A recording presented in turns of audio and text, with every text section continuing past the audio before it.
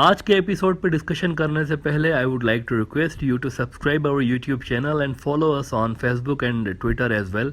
इसके अलावा अगर आप हमें सपोर्ट करना चाहते हैं तो that you can do through a Patreon also. Facebook, Twitter और पेट्रियन की जो लिंक्स हैं वो इस वीडियो की डिस्क्रिप्शन में आपको मिल जाएंगी। इसके अलावा इस चैनल के अबाउट सेक्शन में भी आपको इन तीनों वेबसाइट्स की लिंक्स मिल जाएंगी। सीपेक या China Pakistan economic corridor China के global project belt and roads initiative का फ्लैगशिप मंसूबा है। ये कॉरिडोर चीन के लिए सिर्फ इसीलिए इम्पोर्टेंट नहीं है कि ये उनको अफ्रीका, ईरान और मिडल ईस्ट तक शॉर्टकट रास्ता मुहैया करता है ट्रेड और एनर्जी के लिए, बल्कि कल को साउथ चाइना सी में या फिर इवन बे ऑफ बंगाल में इंडिया और अमेरिका के साथ टेंशंस की सूरत में या फिर किसी भी वजह से स्ट्रेट ऑफ मलाका के ब्लॉक होने की सूरत में भी ये रास्ता चीन को आसान अल्टरनेट रूट मुहैया करता है दुनिया के मुख्तलिफ रीजन्स के साथ कनेक्ट होने के लिए। इंडिया इस मंसूबे का शदीद मुखालिफ रहा है, शुरू से लेकर विरोधी रहा है।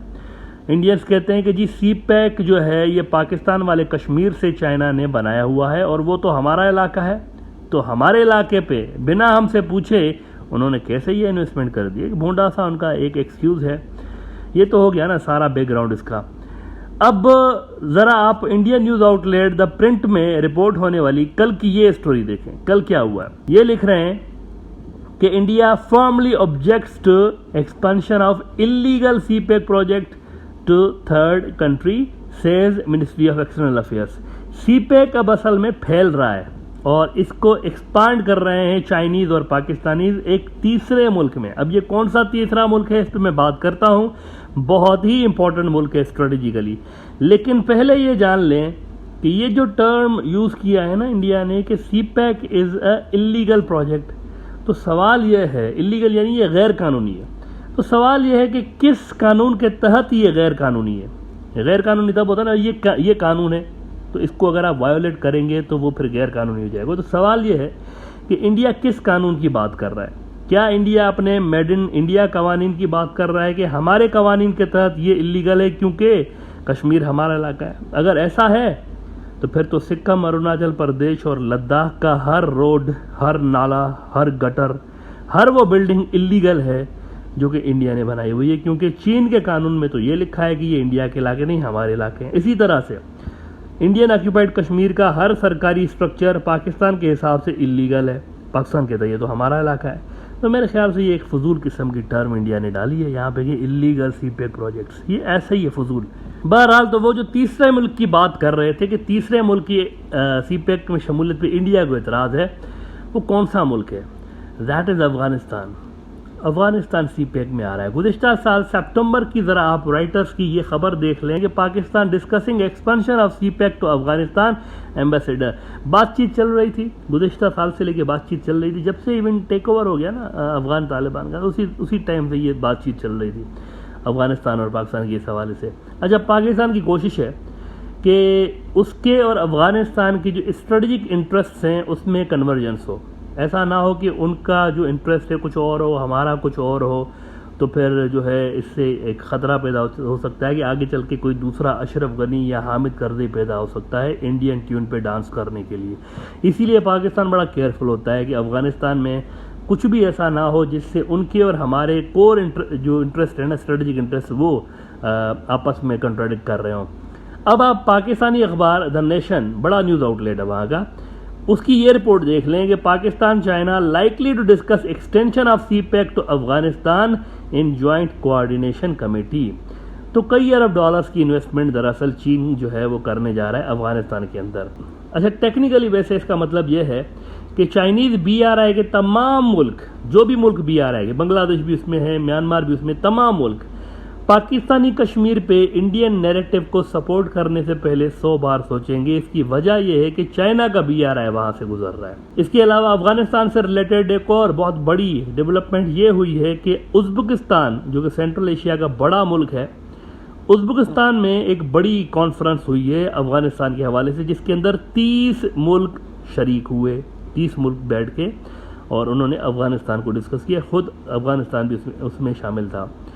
और कॉन्फ्रेंस में अफगान तालिबान को रिकॉग्नाइज करने वाले मरहले पे तो अभी इतनी ज़्यादा बहस नहीं हुई, लेकिन ये एग्री किया है सब ने कि कम से कम ट्रेड और डिप्लोमेटिक राब्ते जो हैं वो अफगानिस्तान के साथ बहाल करने चाहिए। वॉइस ऑफ अमेरिका ने रिपोर्ट किया है कि nearly 30 nations engage with Taliban at Tashkent conference. Tashkent जो है वो उज़्बेकिस्तान में है। इसी खबर को चाइना से जिनहुआ नेट यूँ रिपोर्ट कर रहा है कि Uzbekistan host conference to relay support for Afghanistan. अच्छा, रशियंस जो हैं, रशियंस देखें खामोशी के साथ बड़े बड़े काम कर रहे होते हैं। रशियंस बड़ा एक्टिव हैं अफगानिस्तान के मामले में, क्वाइटली बड़ा एक्टिव हैं और रिकग्निशन के लिए भी इवन इनकी बातचीत चल रही है। ये मैं आपको बता दूं, इनकी सबसे ज़्यादा बातचीत चल रही है, चाइना और पाकिस्तान से भी ज़्यादा रिकग्नाइज करने के लिए ये सबसे ज़्यादा उनके साथ इंगेज्ड है। अच्छा, वैसे एम्बेसीज खुली हुई हैं, रूस की एम्बेसी खुली है, चाइना की खुली है वहाँ पर काबुल में, तुर्की की खुली हुई है, ईरान की, पाकिस्तान की, सारे सेंट्रल एशियन मुल्कों की खुली हुई हैं। मतलब कई दर्जन मुल्क ऐसे हैं जिनके ऑलरेडी डिप्लोमेटिक रिलेशंस यूं समझे कि अफगानिस्तान के साथ बन चुके हैं पहले ही, और इस वक्त अफगानिस्तान जो है वो ट्रेड रिलेशंस चाहता है मुख्तलिफ मुल्कों से, जिसके लिए ये सारी कोशिशें हो रही हैं। अब वो चाइना पाकिस्तान इकोनॉमिक कॉरिडोर के वहाँ आने से इंडिया किधर खड़ा होगा?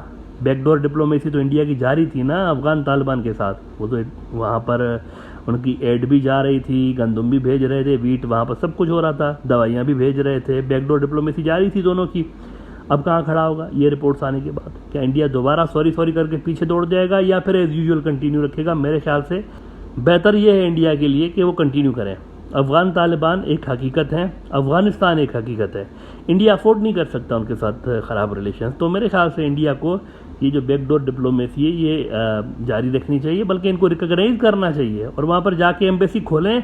देखें, अफगान तालिबान ने उनको कभी नहीं कहा कि आप एम्बेसी बंद करके भागें यहाँ से, ऐसा उन्होंने नहीं कहा। इंडिया खुद बंद करके भाग गया। वहाँ पे 5-6 काउंसलेट्स होते थे छोटे से अफगानिस्तान के अंदर, इतने ज़्यादा काउंसलेट्स इंडिया ने खोले हुए थे, सारे के सारे काउंसलेट्स यूज़ होते थे टेररिज्म के लिए बकौल पाकिस्तान की, कि वहाँ से बैठ के इवन ये जो पाकिस्तान के अंदर जो दहशत गर्दाना कार्रवाइयाँ करते थे ना, प्रॉक्सीज, इनके लोग वहाँ पर पाए गए एम्बेसीज के अंदर, इंडियन एम्बेसीज के। जब भी वहाँ पर ये जो ISI वालों की और इनके ऑपरेशन तेज होते थे तो ये पनाह जाके लेते थे एम्बेसी के अंदर कि उधर हमें कोई नहीं छेड़ सकता। ये भी इवन वाक़यात रिपोर्ट हुए हैं। तो बेहतर होगा इंडिया अपनी वहाँ पर एम्बेसी खोले और रिलेशंस दोबारा इनके साथ रिवाइव करें। उन्होंने नहीं बंद कराए, तालिबान ने इनको नहीं कहा कि दौड़ जाओ यहाँ से, इंडिया खुद दौड़ गया है वहाँ से। लेकिन कम से कम वो पहले वाली हरकतें नहीं चलेंगी अब, क्योंकि पाकिस्तान का जो है उनका they have the upper hand right now in Afghanistan. तो सवाल ये है कि क्या कश्मीर इशू की वजह से इंडिया अफगानिस्तान का भी विरोध करेगा CPEC में आने के लिए? अफगानिस्तान आ रहा है ना CPEC में, तो क्या इंडिया उनका विरोध करेगा ओपनली? नाउ डर ये है इंडियन सिक्योरिटी एक्सपर्ट्स को कि कहीं अफगानिस्तान वाला जो मोमेंटम है ना, एक अभी अभी उन्होंने जंग जीती हुई है, वो कह रहे हैं कि अगर ये मोमेंटम कश्मीर के अंदर शिफ्ट कर दिया जाए और कहीं अफगानिस्तान के सॉइल ही अगर कश्मीर की आज़ादी की जो जंग चल रही है इसको कंट्रोल करने के लिए यूज़ होने लगे तो फिर तो बड़ा मसला पैदा हो जाएगा। और ये वहाँ के सिक्योरिटी एक्सपर्ट्स इंडिया के जो हैं इन चीज़ों पे एक ख़तरे का समझ लें या कंसर्न्स अपने शो कर रहे हैं। तो अभी तक इंडिया उस थ्रेट को न्यूट्रलाइज नहीं कर पाया। बातचीत तो कर रहा है अफगान तालिबान के, लेकिन वो थ्रेट न्यूट्रलाइज नहीं हुआ। ऊपर से ये नया मामला क्रिएट होने लगा है कि वो अफगानिस्तान CPEC में आ रहा है, उनकी और पाकिस्तान की और चाइनीज़ की जो स्ट्रेटजिक इंटरेस्ट हैं वो एक हो रहे हैं। अच्छा, नाम नहीं ले रहा अफगानिस्तान का, ये इंटरेस्टिंग बात है, नाम नहीं ले रहे उनका अफगानिस्तान वालों को, कह रहे थर्ड कंट्री के क्या रेफर कर रहे हैं, नाम नहीं ले रहे। अच्छा, इंडिया को वैसे ये सोचना चाहिए कि अफगानिस्तान का अगर वो विरोध करें भी कि भाई आप CPEC में नहीं जा सकते, तो देखें बात अफगानिस्तान तक की नहीं है, थोड़ा आगे का सोचें। अफगानिस्तान खुद लैंड लॉक्ड मुल्क है, लेकिन अफगानिस्तान के आसपास सेंट्रल एशिया के सारे लैंड लॉक्ड मुल्क हैं, बहुत सारे उनमें ऐसे हैं जो कि डबल लैंड लॉक्ड मुल्क हैं। और ये बात गौर करने वाली है कि इन सारे मुल्कों में तकरीबन BRI मौजूद है चाइना का, और सबको पोर्ट चाहिए, सी पोर्ट चाहिए, और करीब तरीन पोर्ट है इनके पास पाकिस्तान। तो अगर ये पाकिस्तानी पोर्ट्स की वजह से सेंट्रल एशिया वाले भी CPEC में आना चाहें तो इंडिया की क्या पॉलिसी होगी?